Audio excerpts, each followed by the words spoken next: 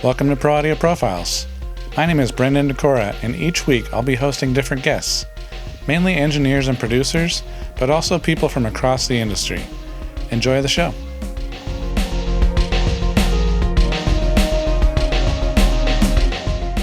On today's show, we have Jake Reed.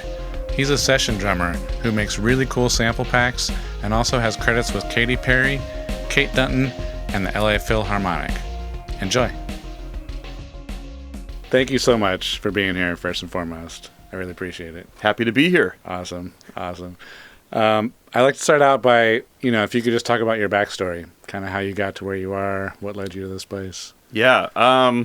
Well, I was born at a very early age. No, I'm just kidding.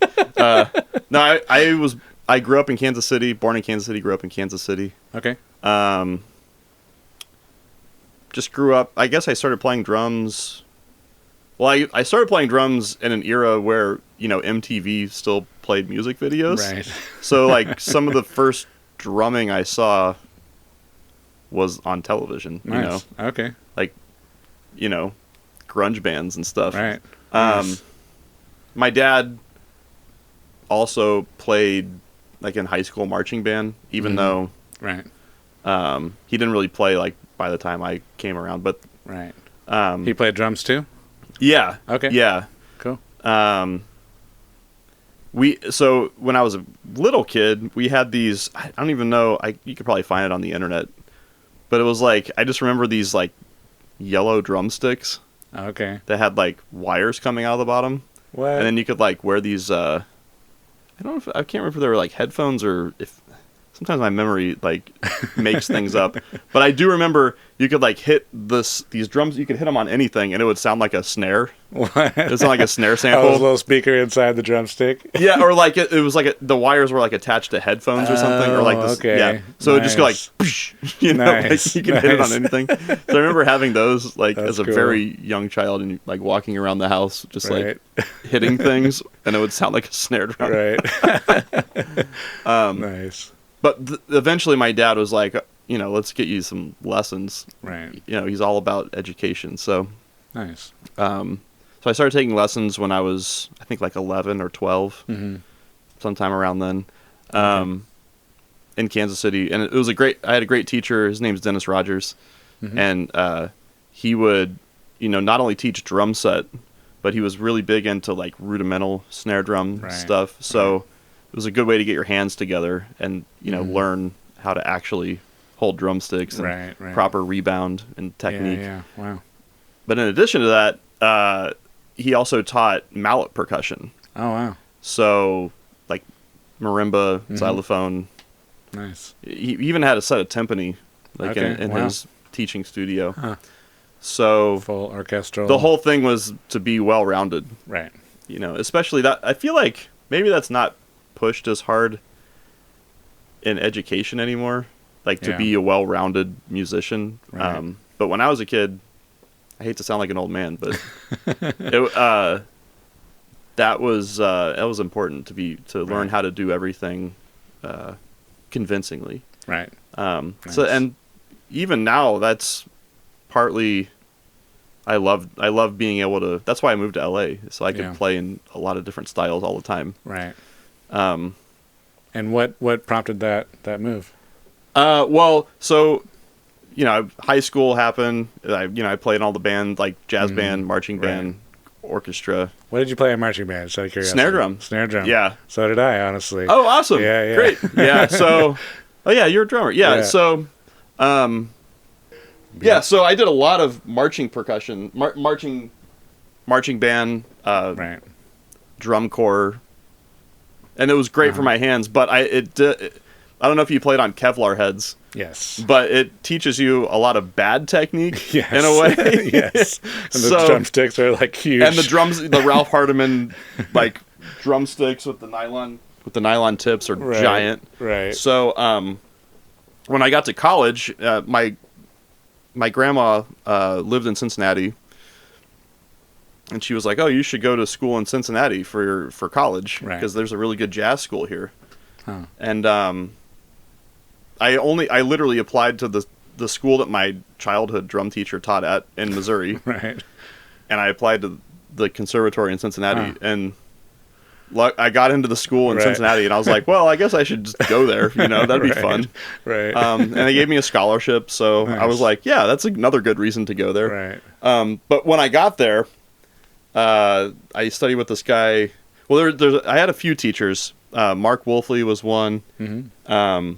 Rusty Burge, Art Gore is another great jazz drummer in Cincinnati. But the main guy that I hung out with most was a guy named John Von Olen. Okay. And he played in Stan Kenton's band. He did a lot of big band drumming. Right. Amazing drummer. Who, when I got there, he was like the opposite of drum corps. Right. And like having technique.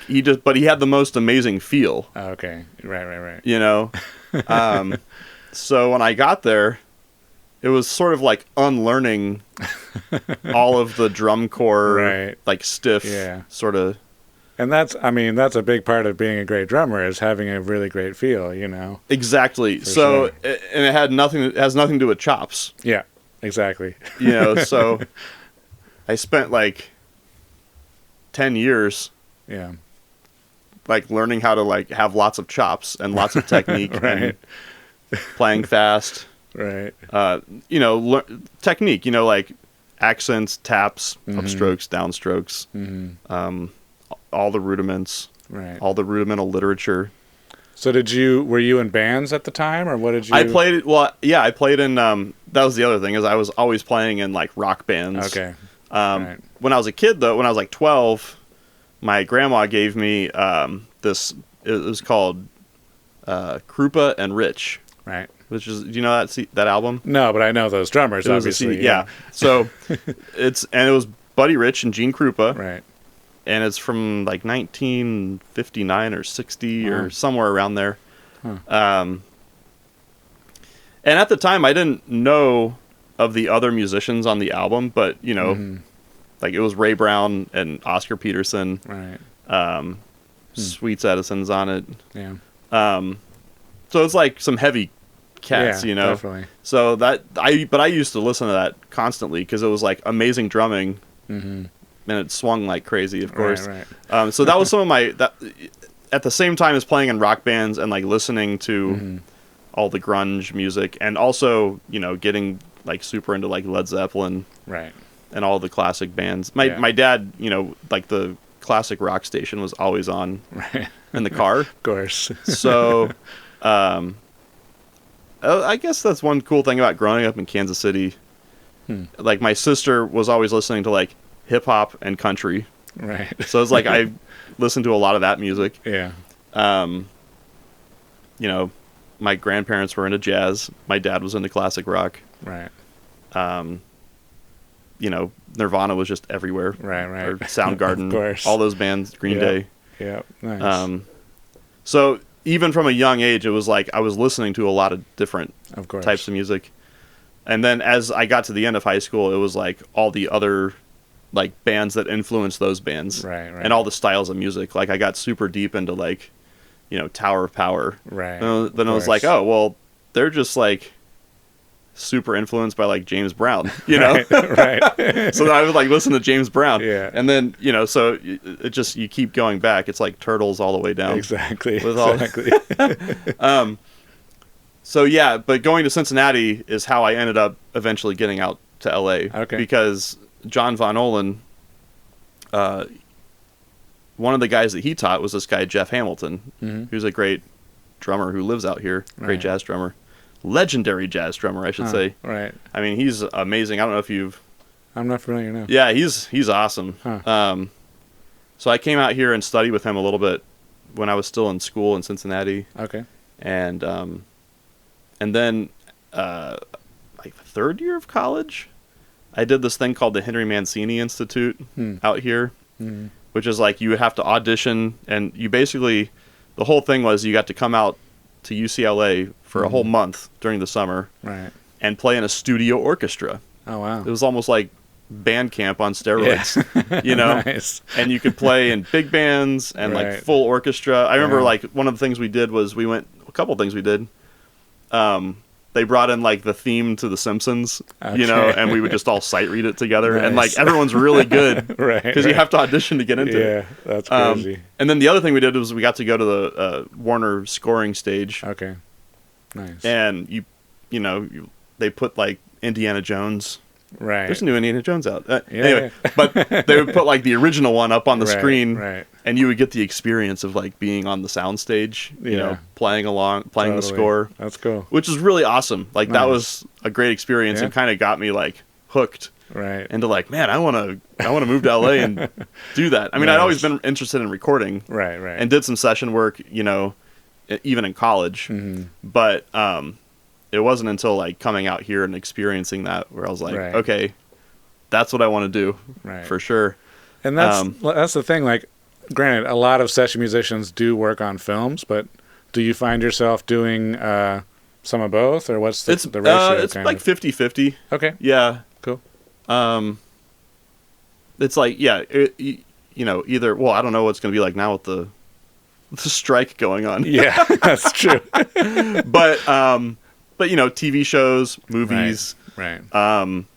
Just stuff where the music is not the main focus, right? You know, it's the picture. For sure. What I was going to say is, when I did the Mancini Institute, I got to study with Peter Erskine.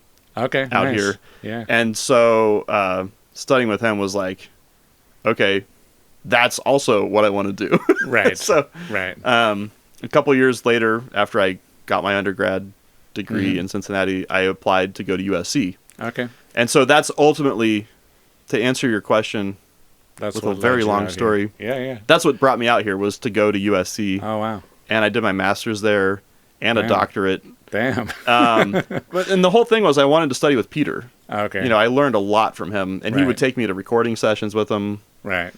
And I would just sit there like in the drum booth at like Capitol or East West or the Village. Right. I would go to sessions with him and just sit there with him. Yeah. And see how he interacted with the composer or with the conductor or the contractors. Right. The producer. There's a lot that you learn. Absolutely. Just by sitting there. I would see like how he had his headphone box mixed, dialed in for himself. Huh. I would see the kinds of notes he would take on the charts if he was reading something. That's crazy. Like, obviously, as an engineer, like, you're an assistant, you're in the room, you're doing the same thing, but I haven't heard of, someone shadowing a musician like that before. To be honest, I don't know how many other drummers do that. Right. Peter was he's always had this attitude of like giving back and passing it on to the next generation. And I think he also just is when I started studying with him, he was already sort of a legend. Right. So it wasn't like a big deal, I think, most of the time. Right. It's like, I remember one time he couldn't make it to a recording session. It was a Bublé session for like a Christmas album. Okay. I think it was a Christmas album. Huh. It's so long ago now. Right. And so he was just like, hey, Jake, can you go to Capitol and like get sounds on my drums for me? Because I can't make the sound check. Jeez. And so I was like, yeah, sure. So, I'm like, nice. I had just moved here like maybe a year before. Right. And so I get there and like Al Schmidt's engineering. Yeah. And I'm just like playing drums like on Peter's drums. And it was just for the sound check? Just getting sounds because he like for whatever reason had something else going on before. And so I did that and they were like, sounds great. And then like Peter walked in like right before the downbeat. Of course. That was pretty awesome though. Nice. So just like things like that, like you can't I would never do that right now. Yeah. I wouldn't just be like, hey, to like someone I'm mentoring or something. Right. Sometimes it's cool, but for whatever reason, it always worked with Peter. Yeah. And I just learned a ton from sitting there with him. Right. And also something that I think is important to note is dynamics, like how loud he would play. Right. Sometimes it was pretty loud, but other times it was very soft, and just his control of dynamics was something you learned by sitting there and listening, and then I would go back and like to my little apartment and try to practice doing that sort of just having that sort of control that he still has it. Right. No, he's awesome. I've worked with him a handful of times. Yeah, it's always a pleasure. He's amazing. To work with him. I mean, I'm sure, and as a drummer yourself, like absolutely. That's awesome. Getting to hear that. Yeah. He's incredible. I can't say enough. And is that what led you to kind of do more session work, or how did that come about? Yeah. So that was part of it. Every once in a while, like, Peter wouldn't be able to make a session, and he would recommend me. And sometimes they call, sometimes they don't. But, you know. Cool. But also being at USC, they have a film scoring program there. Okay. It's like a year-long program, I think, unless it's changed in the last 15 years.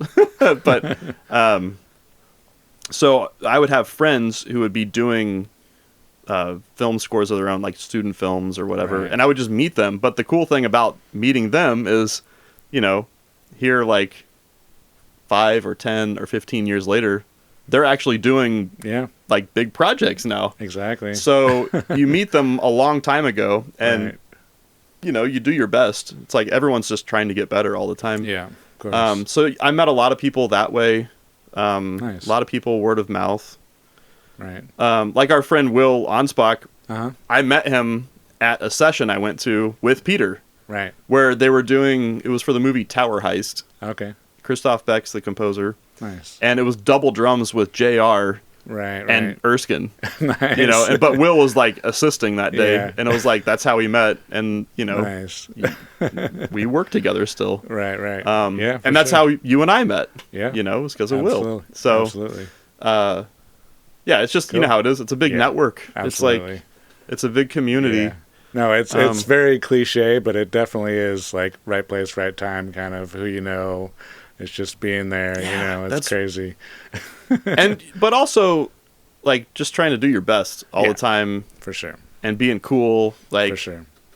Yeah. You know, all those things that you hear people talk about. It's true. Absolutely. You know?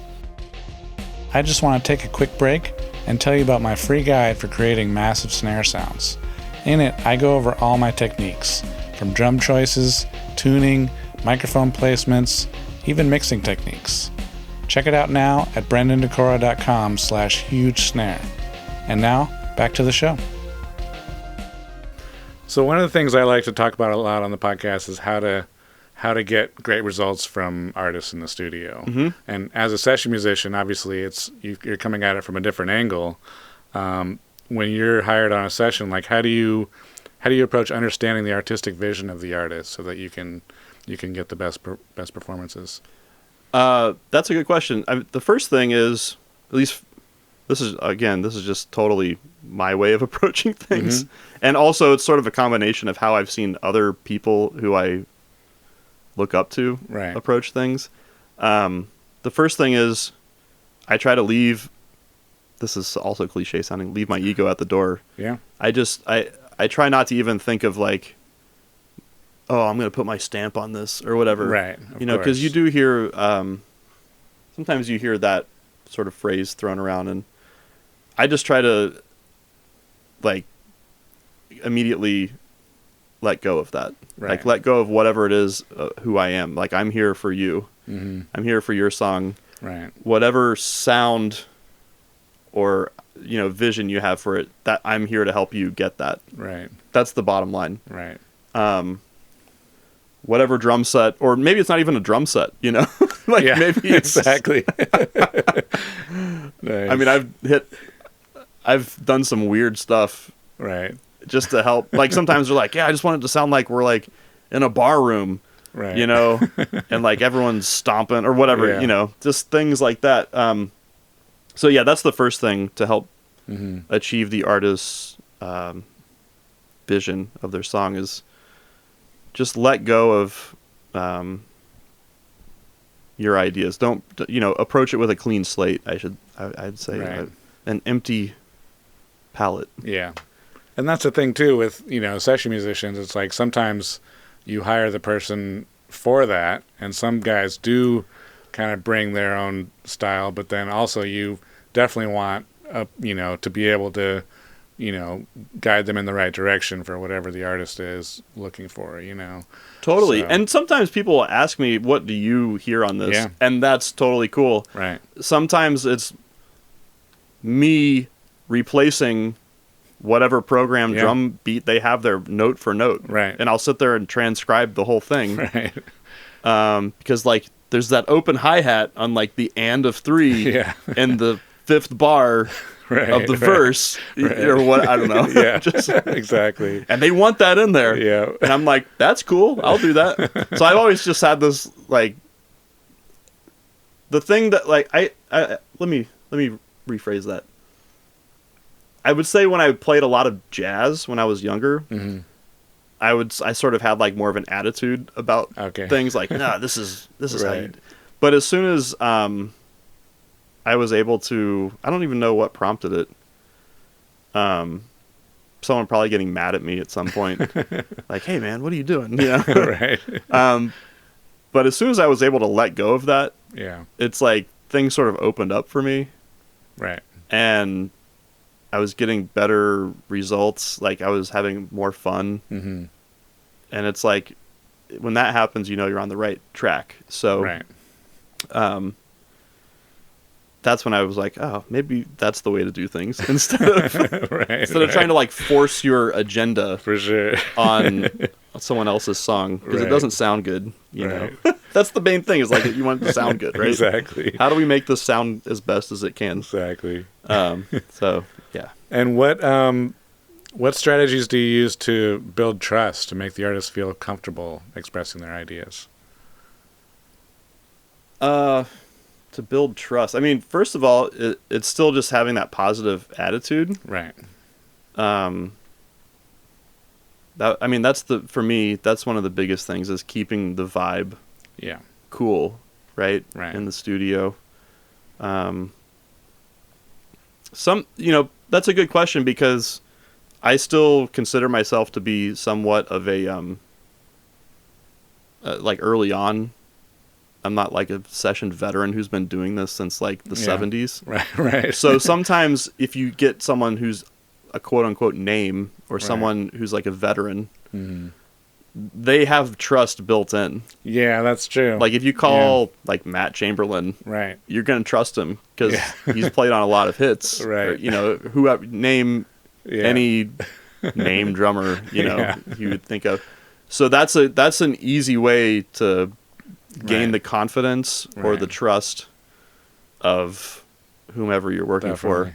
But I would say, I mean, you could also argue that those drummers still have to earn the trust of the artist they're working for. Well, no, because even then, like, I've been on sessions with, you know, like, sometimes they don't some know. of the big time session guys, and they come in, you know, with a little bit of an ego sometimes. Mm-hmm. It's like, you have to walk that line as a session player of serving the artist versus contributing unique things, and it's like this very fine line, you know. I think it's just, at least for me, like I was saying, because I don't consider myself to be like some sort of veteran who's played on like 1 million platinum records, like some of my favorite drummers. You know, but I think a lot of it is just treating someone else with respect. It's like, if you treat them with respect, they're going to treat you with respect. You're going to gain their trust that way, but also respecting their music. And respecting their ideas and where they're coming from. Mm-hmm. Like the other day, I was working for a guy who, it was a recommendation from our friend Sean Hurley, and he was somewhat of a novice or an amateur, you know, producer and artist. And, you know, some of his ideas, I wasn't going to go, that was a dumb idea, you know. You know, that's not going to work. I always, because sometimes it does, you know, and sometimes the most undrumistic, is that a word? Non-drumistic ideas, like, it feels very like left-footed to play, are cool. Definitely. And sometimes if someone has so I always honor the idea. If someone has an idea in the studio, you have to honor it. You got to try it. And sometimes it works, and sometimes it doesn't, and that's okay. Sometimes I have ideas that work, sometimes they don't. But it's like, if it's in the, as Sean would say, if it's in the ether, you have to try it. You know, exactly. So I think that's another good way to earn trust, from an artist. But also, to sum up your question with another approach to that answer is, you've got to, it's in the playing. Especially if you're tracking with them live. Yeah. It's like putting all of your attention into them. Right. Right. Like not listening to yourself. Right.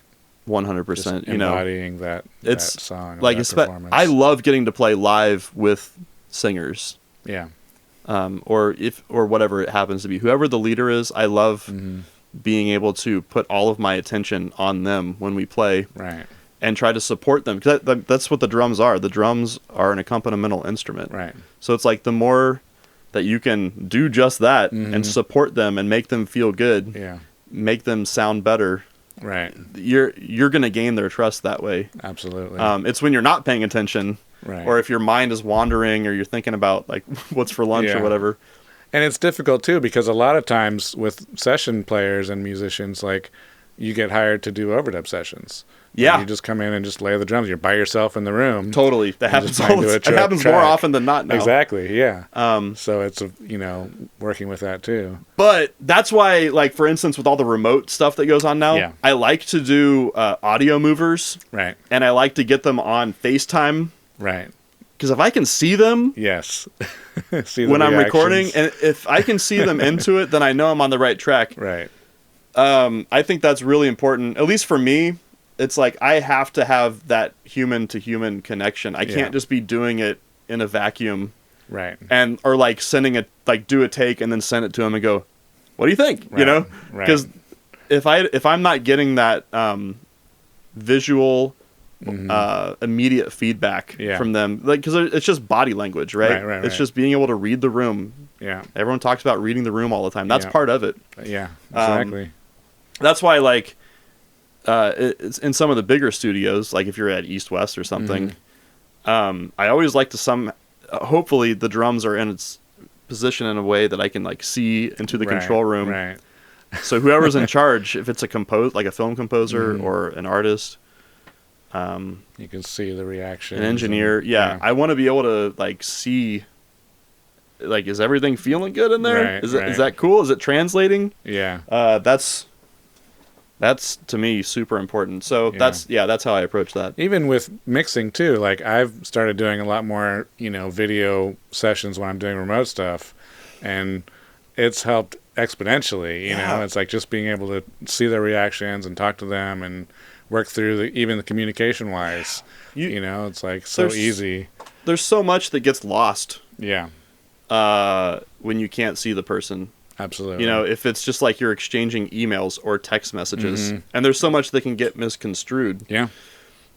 So that's why with the remote thing, and I'm sure there's a lot of people out there listening who are doing a lot of remote work, because that's a lot of what this industry is now. I 100% recommend getting them on a video call. Yes, absolutely. Phone calls are cool too, but Yeah. Only so much of human communication is verbal. Right. So yeah, exactly. A lot of it is nonverbal. Exactly. That's cool. And a lot of times it's just like seeing them, like if they're like into it or smiling, like little things like that can. Right.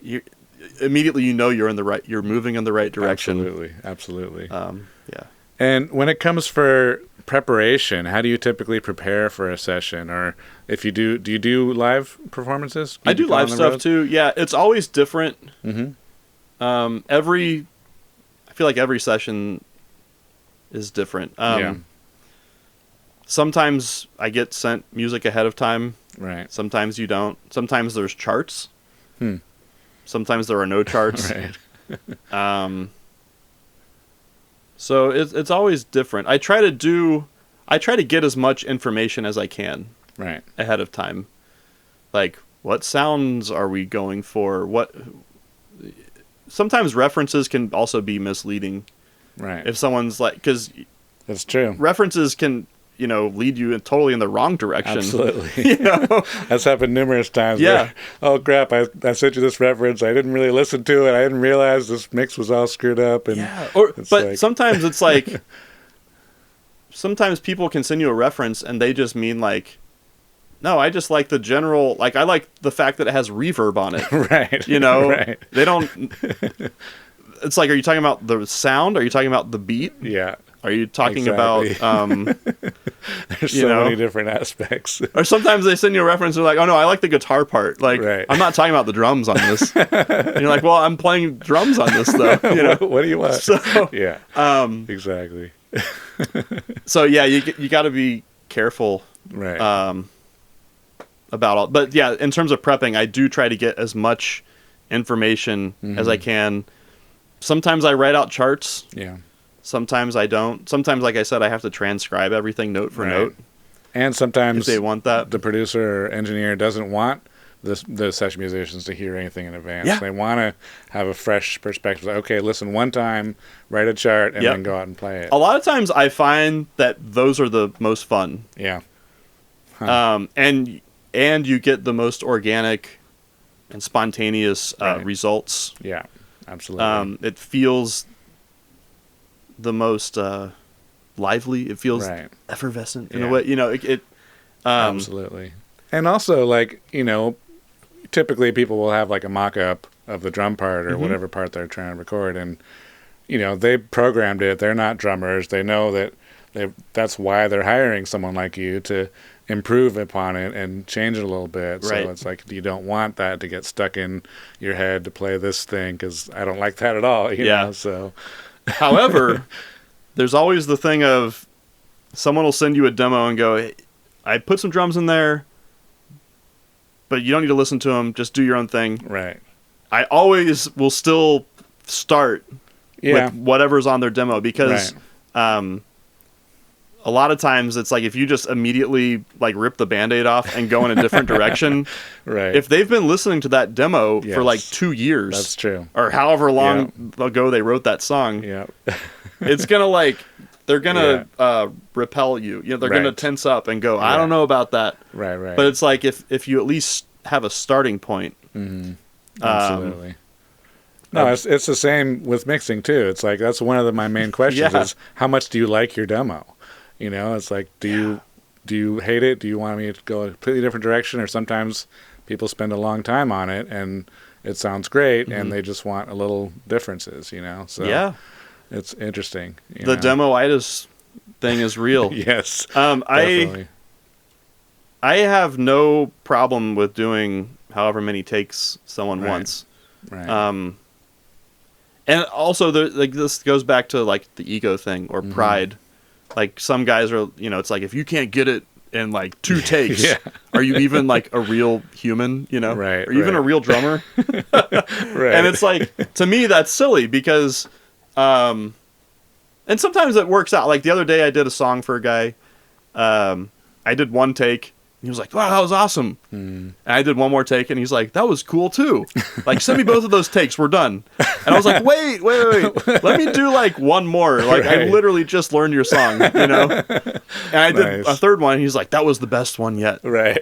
And I was like, because it's like, yeah, you can play something that works for a song. Right. But it's like, sometimes I like to get a little deeper inside of the song. And sometimes it works out like first take, but sometimes it doesn't, and that's okay. Right. Like you said, like every track is different, every session is different, but also the way that you get the end result is also different. So it's like the prep can be completely different, but also getting to the finish line is also completely different. Exactly. But that's the whole thing with you know, even practicing. I would say, like, practicing drums. Some things you practice and you work on trying to get, it's like, it comes fast and it's easy. Like certain grooves or fills or whatever. Other concepts might just take longer for some people. Right. For sure. And that's okay. So I would say that everyone out there watching or listening is like, be cool with like spending time on something. Like, don't put a time limit on. That actually leads me to my next question is, you know, obviously you engineer yourself here in your studio. You know, how do you manage being on both sides of it at once? You know, like it's difficult to stay objective and stay inspired at the same time while doing it. And you have all your sample packs, you record very cool, unique sounds sometimes, and Like, how do you manage all that? That's a good question. I don't know how I manage it. I think part of it is I've been doing it for a really long time. Right. So it's just like learning, like when I was figuring out how to engineer myself, and I still don't call myself a real engineer because I know real engineers like you. Like when I hear your sounds, I'm like, how does he do that? Right. Like, because I'm playing the same drum set I always play. Right. But he's doing something different. I know it. But you know, it's just like learning another instrument. Yeah. It's like you got to put in the hours. You got to put in the research. Right. Of find the guys who are really good at this and figure out learn what they're doing. Right. Try to hang out with them. Yeah. Ask questions at appropriate times. Right. On sessions. Right. But I think part of it is I've been doing it for so long now. And I wouldn't even say so long because there are some guys who have been doing the home studio thing for way longer. But I've been recording myself since like 2009, 2010. Okay. Nice. In my little apartment at USC. Yeah. Like, I had a little Digi 002. Right. Yeah, so did I. But like, yeah, but you learn really fundamental concepts like phase. Yeah. Which is a big topic. Yes. But you can often overlooked. But it takes a long, like for me, it's taken a long time to like really understand it better. Yeah. It's like an onion. You just keep peeling the layers off, and it gets deeper and deeper, and you realize you know less than you thought you did. Right. But it's just like drumming. It's like the deeper I get into playing the drums, the more I realize how hard it is. Right. But it's similar with, like, to go back to your question. It's like I've just spent so long working on the engineering side of things and working on the drums, and then but the two inform each other. Yes. Right. So sometimes I would record something and go, why doesn't this sound good? And then sometimes it's the knob side of things, right? Or all this stuff. But sometimes it's like, maybe I should just change how I'm playing, right? Maybe I should hit softer, right? Or change the tuning, whatever. Yeah. Maybe this isn't the right snare drum. Yeah. So you learn, but then sometimes it's like, wait, how are they getting that snare sound? It's like, oh, there's a compressor on it. Right. Okay, well, how do I dial this in to get that sound, like with that snare drum, Right. So, but yeah, to wrap up your question, though, because you're talking about all the different sounds and sample packs. Yeah. I have a genuine interest in lots of different sounds. Right. And to quickly, I do have a theory about all this. Okay. And it's a generational thing. It's a historical thing. If you go back to like the jazz drummers, the drum set's only about 100 years old. Right. Right. So they were just like before, like the early jazz drummers. Like they were just like figuring out, how does this thing work? There were like there were no toms. They would have these little Chinese tom-toms with like tacked on drum heads. Right. They weren't concerned with like, there's no tension rods. You couldn't tune the toms. Hey, can we deaden the tom? No, there's none of that. Yeah. So, but what they could do, they could, their vocabulary is what they developed, and they developed the vocabulary that became why we set up the drums the way we do. Right. The later jazz drummers, like the bebop drummers, expanded that vocabulary, expounded upon that vocabulary, I would say. And then once you get to like someone like Hal Blaine or something, it's like, okay, now we're thinking about how these things actually sound recorded. How can we affect these drums? Like, let's take the front head off to get like an actual kick drum sound. Right. Like with, on the Wrecking Crew stuff. Like that's kind of, I mean, there's early recordings of him with the front head still on, and that's a cool sound, or all the Motown stuff, Stax recordings. Right. But it was still just like, this is the sound. This is the sound, and we can muffle it. And then later, like if you think about the 80s, all those, or the late 70s into the 80s, all those session drummers, it was like, this is the sound of my drums. All those guys were like, this is the sound of my drums. Right.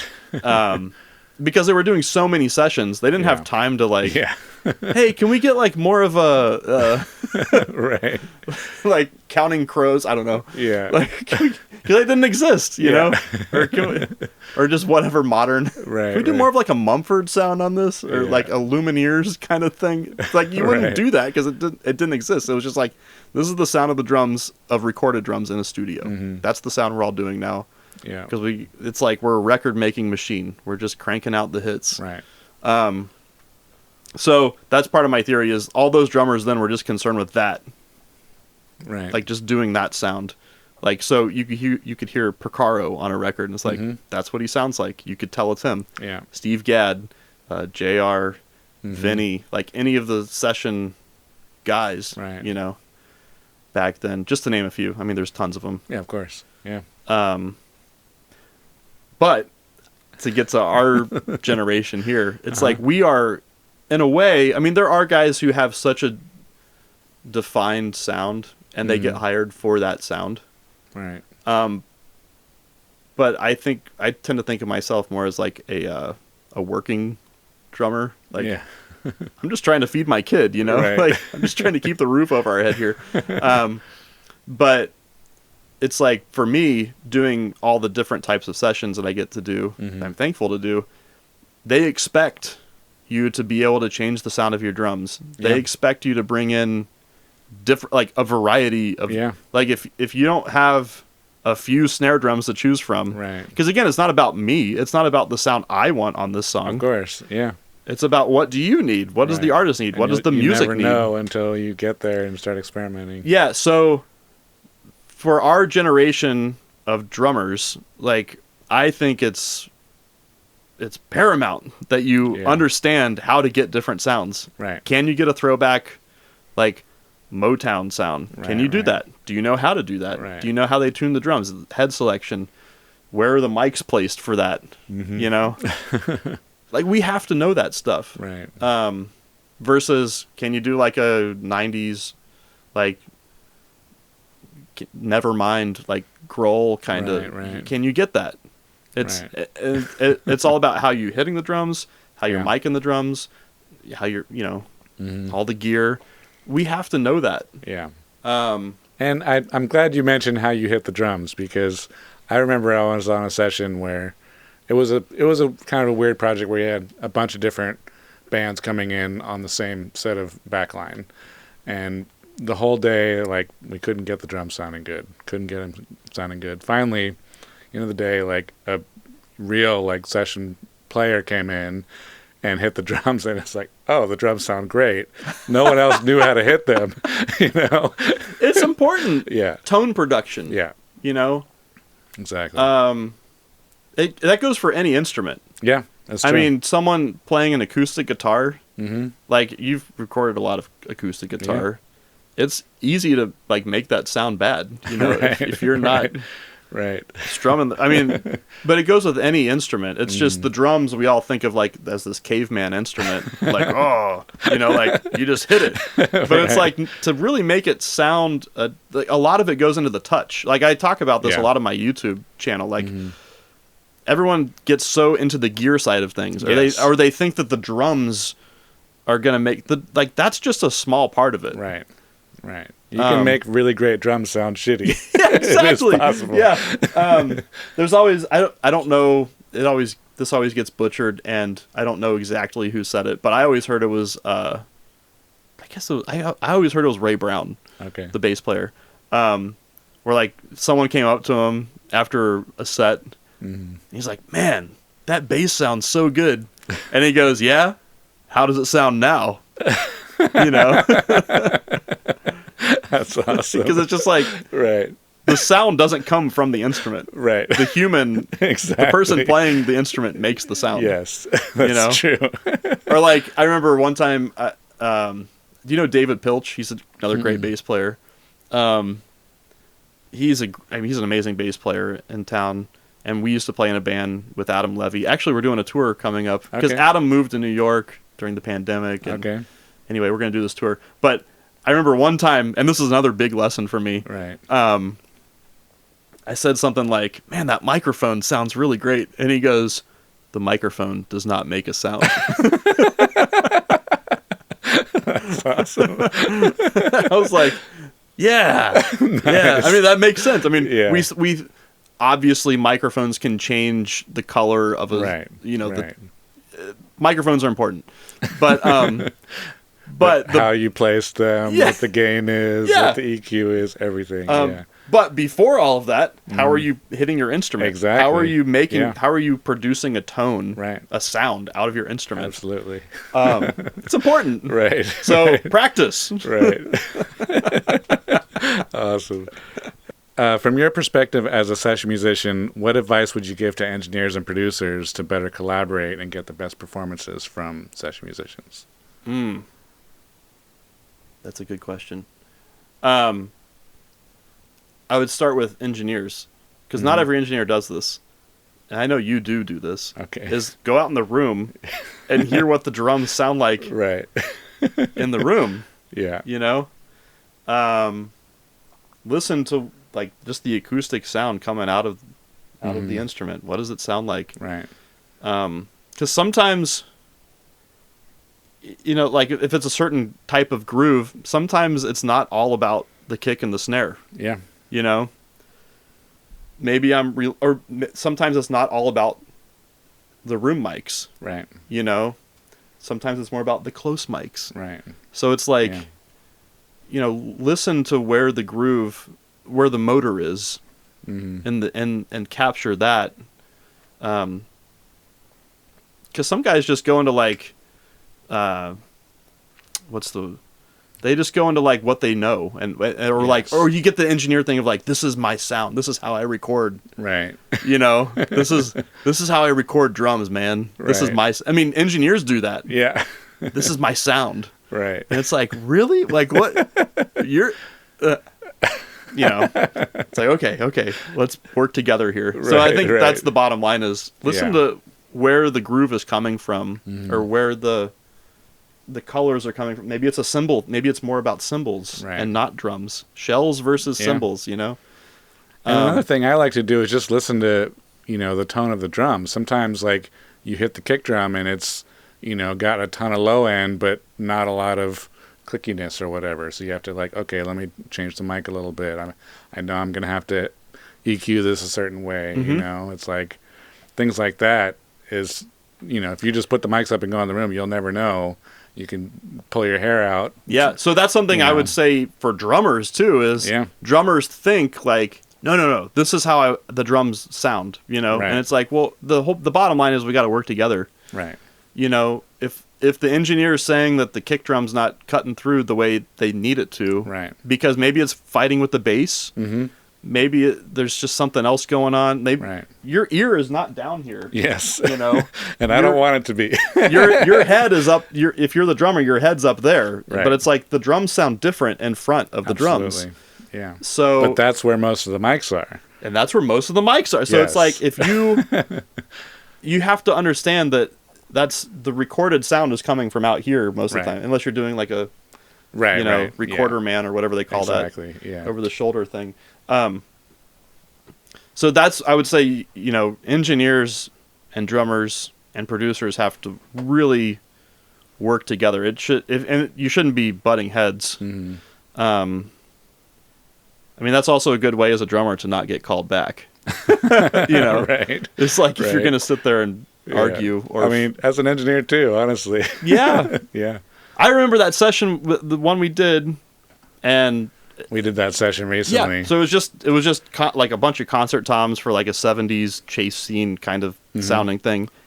And you did like 2 overheads and 2 underneath the whole thing. Like that was it.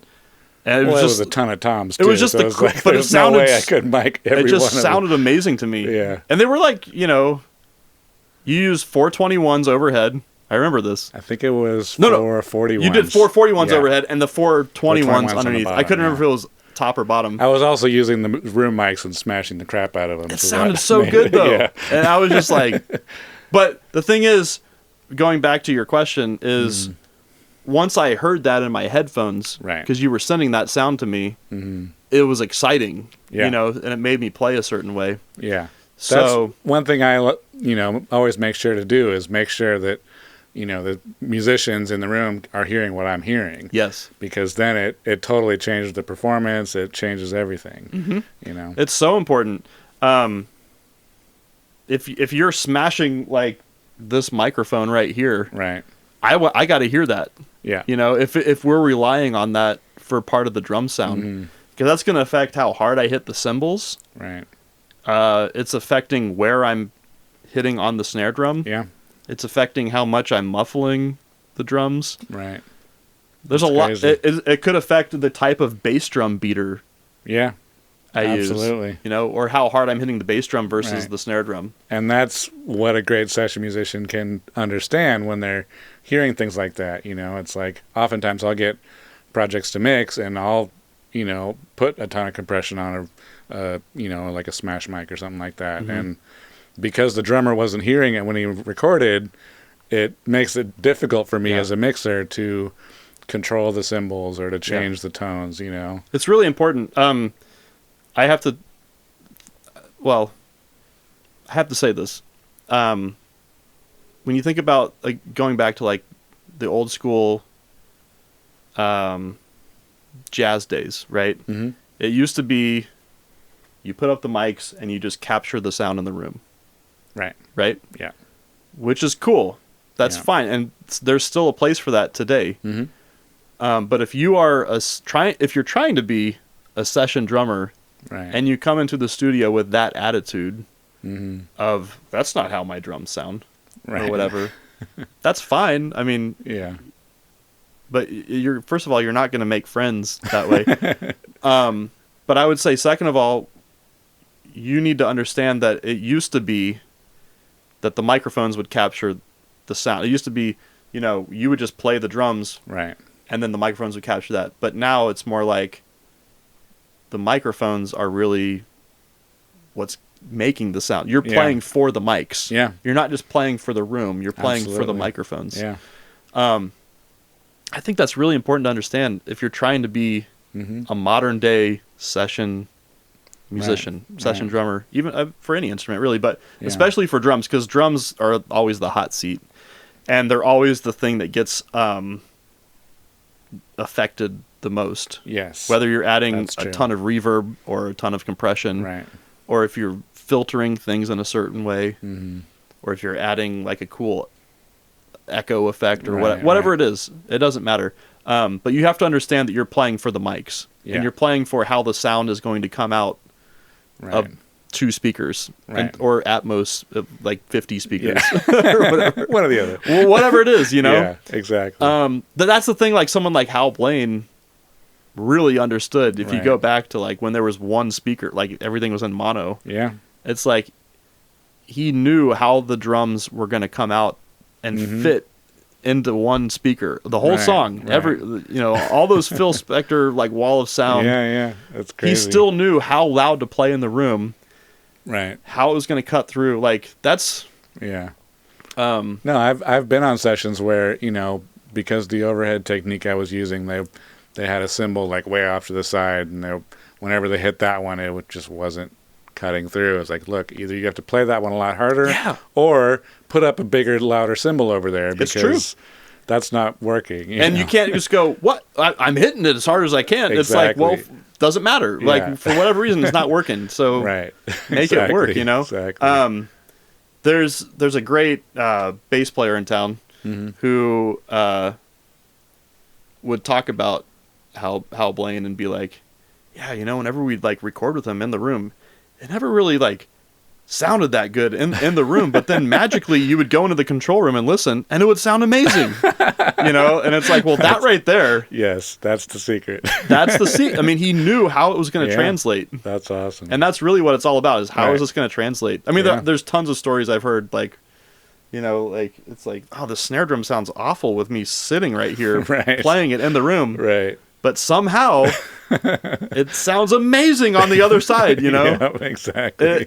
So you have to remember, it's not always how does it sound to you right there in the room. It's how is it coming through on the other side? Right. How is it translating? Right, for sure. And that goes for how much you're playing too. Yeah. Because, some drummers, they try to play fast stuff all the time, and sometimes it works, but a lot of times I've found with my own experiences, it doesn't translate the way I think it's going to. Yeah. Exactly. It doesn't sound as good as I thought it would at the time. Exactly. And that's how you learn, is you learn to edit yourself and omit things that won't translate. Right. And that's just experience. Yeah, exactly. So yeah, that's the relationship between engineers and producers, and that's the advice I would give for them working with drummers is work together. Right. To answer your question. Awesome. Yeah. Is there any current or recent projects that you can talk about? Yeah. My wife's album just came out today. Nice. Kait Dunton. Congrats. Thank you. The album's called Keyboards. Okay. We did it at East West 3. Nice. With Sean Hurley on bass. Mm-hmm. And she just, she played piano on some stuff. She had a Rhodes, a Whirly. She overdubbed some Mellotron stuff here at the house and some synthesizers. Nice. But yeah, it's called Keyboards because it's all about the keyboards. Right. Nice. And yeah, that was fun. Cool. That's out now. So I highly recommend everyone going. Stop what you're doing right now. After you listen to this. Right. After you watch this. Oh, good. And go check that out. Kait Dunton, Kait. Okay. Dunton. Right. Nice. Keyboards. Cool. Yeah, I don't know what else is going on. There's some movie stuff I did. I don't know if I'm allowed to talk about it. Yeah. All good. But yeah, that'll come out eventually. Yeah. Hopefully. The strike ends. Yeah. Right. Cool. Yeah. I like to wrap up each podcast with the same kind of set of questions. Cool. The first one is, who is your most influential teacher? I would say Peter Erskine. Yeah. Because I spent so much time with him that in my development as a professional musician. Nice. Yep. Cool. Awesome. The next one, I don't know if it really applies for you, but what is your favorite reference track, like for engineers to go to a new studio and kind of learn the room? But like in your case, what would be a song you put on to get inspired? I don't know. That's a good question. Yeah. There's so many different things. I'm a huge Jeff Porcaro fan. Okay. So sometimes I just put on something by him. I know it's a little old school, but yeah, whatever. Yeah, he's awesome. So pretty much anything that he ever played on. Nice. Awesome. Yeah. Last question is, again, we could tweak it. It's what would be one tidbit for an upcoming engineer, but in your case, it could be an upcoming drummer or session musician. Anything? Yeah, just one little comment or note. I would say listen to a lot of music. Yeah. A lot of different types of music. And really try to understand why it works. Yeah. What drives us. Like I sit there, it's active listening. Right. What's making a song work, like sound-wise or groove-wise or arrangement, like the production of it. So much of it today is production, right? Yeah. And so little of it has to do with actual drumming. Right. Like technique stuff, right. Or chops. I mean, there's still a lot that goes into like the feeling of it, where you're placing the beat. But yeah, if you sit there and do some deep listening every day, on a regular basis, and you don't have to take notes, you don't have to write anything down, but really sitting there and paying attention. Right. I think that's the main thing is you're not being distracted by your phone or by the internet. Right. But really pay attention to what you're listening to. Right. But because here's why. Not only are you going to get more ideas or become inspired or just learn information. I mean, there's so many people who know a lot of stuff now. Like there's a lot of information out there. Yeah. People know it. But it's going to teach you to stay focused when you play. Yes. That's true. Which is the bottom line. It's like if you can totally invest every bit of your focus. I'm not calling it thinking. We're not thinking here, but we're focusing. Right. we're concentrating on the music we're making. Mm-hmm. That's a good way to develop it is by focused listening, Right. active listening. Nice. Right. Cool. So that's what I would say. Awesome. Great. Well, thanks, man. I Yeah. really appreciate it. You're welcome. Awesome. Good to have you. Thank you for having me. Sweet. Yeah. Thanks so much for checking out the show. Make sure to subscribe and leave a review or comment. I'll see you next week.